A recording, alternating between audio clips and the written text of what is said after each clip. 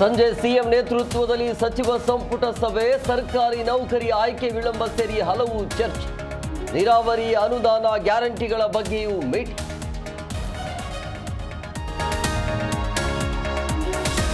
ಬೆಂಗಳೂರಲ್ಲಿ rowdy sheeter ಬರ್ಬರ ಹತ್ಯೆ, ಹಳೆಯ ದ್ವೇಷಕ್ಕೆ ಪವನ್ ಕುಮಾರ್ ಮರ್ಡರ್.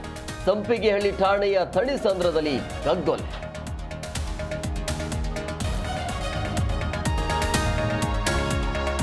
ಬೇಸಿಗೆಯಲ್ಲಿ ಐಸ್ ಕ್ರೀಮ್ ತಿನ್ನೋ ಮುನ್ನ ಎಚ್ಚರ, ಕಲುಷಿತ ಐಸ್, ತೊಳೆಯದ ಹಣ್ಣುಗಳಿಂದ ಸೋಂಕು, ಗ್ಯಾಸ್ಟ್ರೋ ಎಂಟ್ರೈಟಿಸ್ ಹೆಚ್ಚಾಗುವ ಆತಂಕ.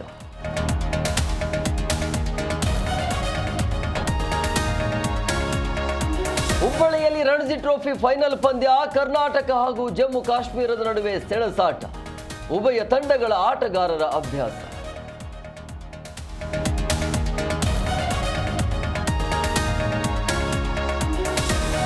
ಮಾಜಿ ಪ್ರೇಯಸಿಯ ಮೇಲೆ ಪಾಗಲ್ ಪ್ರೇಮಿ ಫೈರಿಂಗ್, ಮದುವೆ ಮಂಟಪದಲ್ಲಿ ಕುಸಿದು ಬಿದ್ದ ವಧು. ಬಿಹಾರದ ಬರ್ಕ್ನಲ್ಲಿ ನಡೆದ ಘಟನೆ.